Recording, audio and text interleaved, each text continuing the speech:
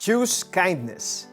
Sa Pilipinas, kapag may nagsabi sa iyong sa government hospital sila magpapagamot, for sure, maiisip mo kaagad ang hirap na dinadanas nila makapagpagamot lang. Kadalasan, dagdag pa sa stress nila ang mga hospital staff na masusungit. Kaso hindi mo naman sila masisisi.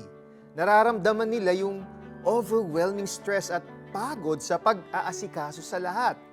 Isama mo pa yung internal problem sa loob ng ospital na hindi alam ng karamihan. May isang pasyente ang nagpunta sa isang government hospital. Aware siya kung ano ang pwedeng maranasan niya roon, kaya ilang ulit siyang nag-pray na sana kahit paano maging magaan ang experience niya. At tunay na napakabuti ng Panginoon mula sa guard, maintenance staff, nurses at doktor, lahat at nagbigay ng tapat na maayos na serbisyo sa kanya. Bawat isa sa kanila ay may ipinakitang kabutihan sa kanya. Dahil sa mga munting kabutihan na ipinamalas ng mga hospital staff, napayapa ang loob niya. Sa kabila ng pagod at iniindang health condition, umuwi siyang magaan ng loob. Tumatak sa puso niya na pwede naman palang maging mabuti at makatao kahit sa isang stressful na environment. Kindness will always go a long way.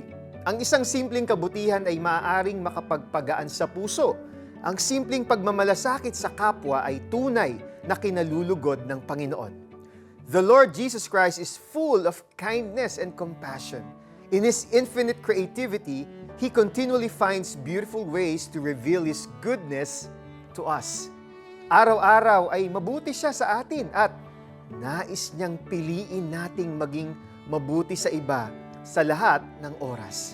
Let's make kindness our lifestyle and let's appreciate every small act of grace that comes our way.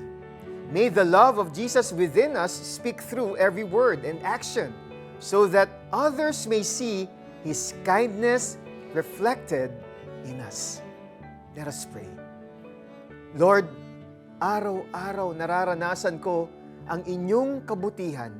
Maraming salamat po. Help me to make kindness my lifestyle.